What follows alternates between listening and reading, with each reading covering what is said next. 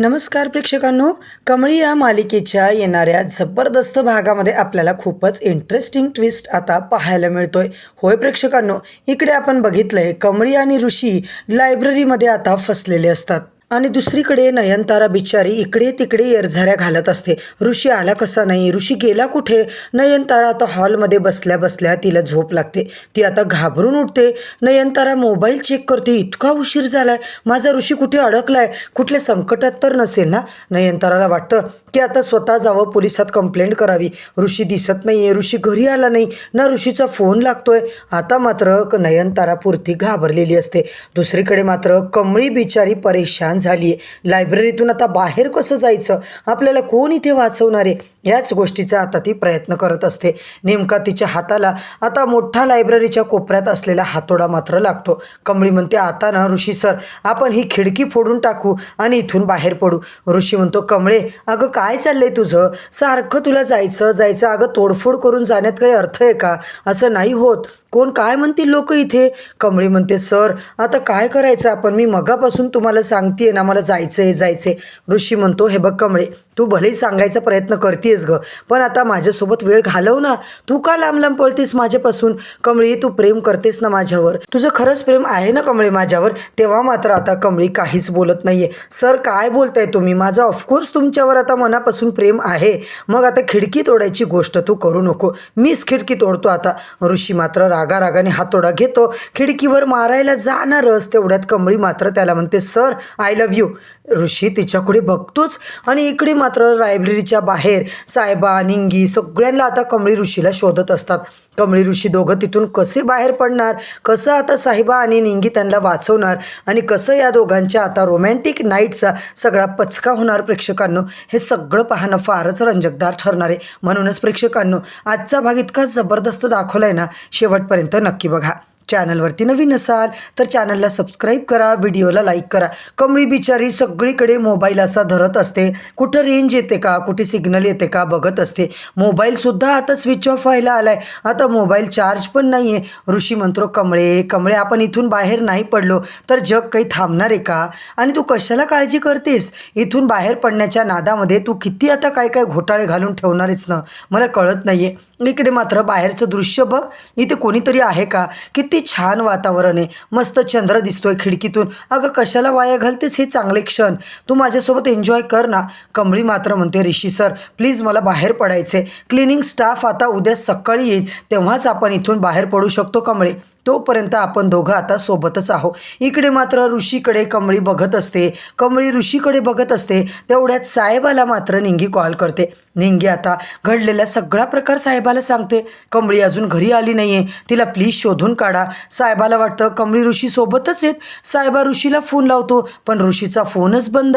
साहेबा लगेच आता घरी फोन लावतो आता इनामदारांच्या राधिका वहिनीला. राधिका वहिनी, अहो ऋषी अजून घरी आलाय का. राधिका म्हणते, नाही ऋषी आल्या नाही आहे, आणि आई मात्र त्याची वाट पाहत हॉलमध्येच थांबल्यात. ऋषी तुझ्यासोबत नाही आहे का. आता मात्र साहेबा घाबरतो. राधिका साहेबाला बोलत असते. तेवढ्यात नयनतारा म्हणते, काय साहेबा कुठे ऋषी ना, मी पनवेलला आलो आहे साईट व्हिजिट करायला, तिकडे मात्र आता मी सांगतो तुम्हाला, असं म्हणून पटकन आता साहेबा फोन ठेवून देतो. त्याला आता कम्प्लिटली बोलताच येत नाही आहे. साहेबासुद्धा आता बेजार झालेला असतो की ऋषी सर गेलाय कुठे. इकडे मात्र नयनताराला ऋषीसोबत बोलायचं असतं.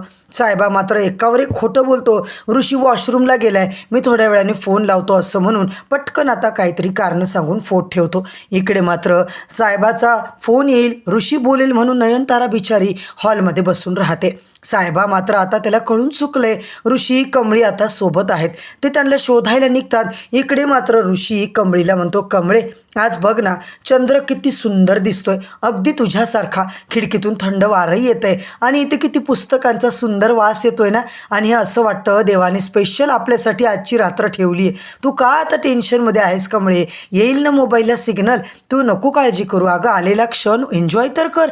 कमळीला मात्र ऋषीचं बोलणंच पटत नाही आहे.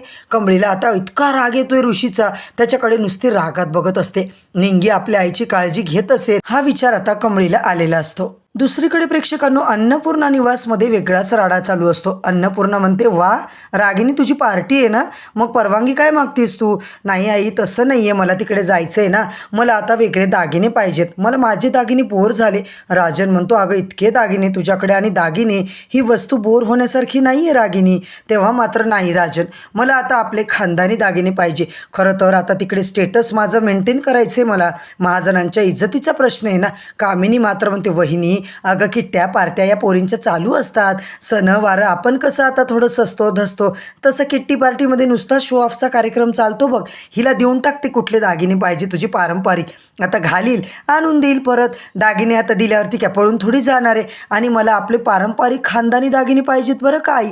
शेवटी ते दागिने माझेच आहेत ना, मीच या घरची सून आहे हो की नाही. अन्नपूर्णा मात्र रागात येते, ते दागिने पारंपरिक दागिने तुला मागून मिळत नसतात, ते सासूने स्वतःच्या इच्छेने सुनेला दिलेला एक मोबदला असतो. मोबदला म्हणजे तिला एक दिलेलं बक्षीस असतं. आता ते दागिने तुला द्यायचे, हे माझे खानदानी दागिने मी माझ्या घरच्या सुनेला देईल, तुला अजिबात देणार नाही बरं का रागिनी. कामिनीकडे आता रागिनी बघत राहते. कामिनीला आता कळतच नाही आहे, ती मात्र इशारा करते आणि दुसरीकडं रागिनीला काहीतरी बोलायला लावते. इकडे मात्र निंगी सरू झोपल्याच्या नंतर घराबाहेर येते, साहेबाला भेटते. साहेबा निंगी कमळी कुठे आहेत यांचंच त्यांचं डिस्कशन चालू असतं. निंगी म्हणते, अरे मगाशीपासून मी कॉलेजला आले तेव्हापासून ती गायबच आहे. ऋषीसुद्धा कमळीला घ्यायला कॉलेजमध्ये गेला होता, त्या दोघांना आता कॉलेजमध्ये शोधायला हवं. नक्कीच ते कॉलेजमध्ये अडकलेले आहेत की काय.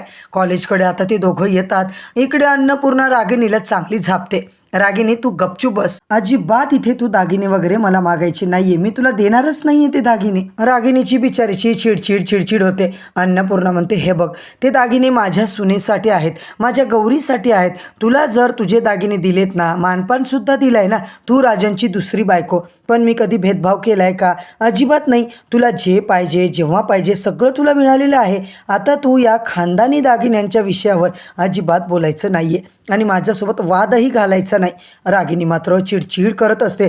काय आई, नेहमी भेदभावच तर केलाय ना तुम्ही. मी राजनची दुसरी बायको म्हणून नेहमी तुम्ही मला आता इकडे कमीपणा दाखवलाय. मला माझा हक्क मिळायलाच हवा. मला मात्र आता हक्क पाहिजे, ते खानदानी दागिने पाहिजे. मी ते दागिने जीव जरी गेला तरी गौरीला देऊ देणार नाहीये. ती गौरी आजपर्यंत कधी समोर आली नाही, मेली एका जिवंत हे सुद्धा आपल्याला माहिती नाहीये.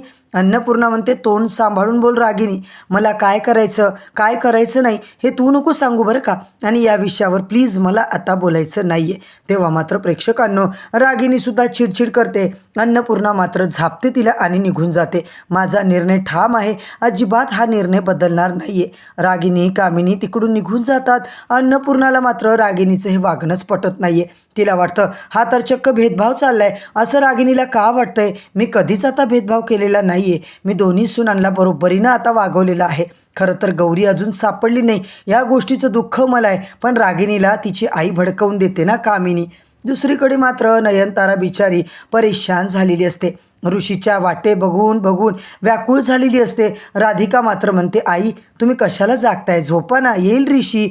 नयनतारा म्हणते, नाही राधिका, जोपर्यंत मी ऋषीला बघणार नाहीये तोपर्यंत मी इथेच बसून राहणारे, ऋषीची वाट बघून बसून राहणारे मी, अजिबात मी ऋषीला बघितल्याशिवाय झोपणार नाहीये. दुसरीकडे मात्र प्रेक्षकांनो कॉलेजमध्ये साहेबा निंगी ऋषी कमळी यांना शोधायला कॉलेजमध्ये पोहोचलेले असतात.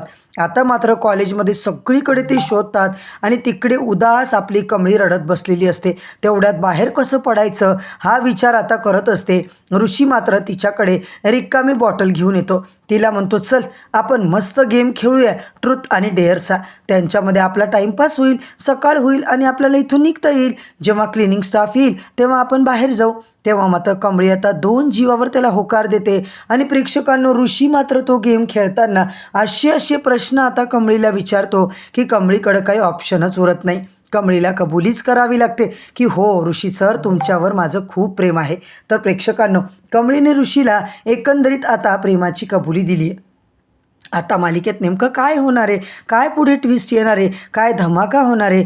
जेव्हा अनिकाला आणि नयनताराला कळेल की लायब्ररीमध्ये अख्खी रात्र ऋषी आणि कमळी सोबत होते, तेव्हा मात्र आता यांचं आकांतांडव प्रेक्षकांनो पाहण्यासारखं ठरणार आहे. तर मंडळी, कमळी मालिकेच्या येणाऱ्या सगळ्या अपडेटसाठी चॅनलवरती नवीन असाल तर चॅनलला सबस्क्राईब करा, व्हिडिओला लाईक करा. उद्या परत भेटूया मित्रांनो नवीन भागाच्या नवीन रिव्ह्यूसोबत.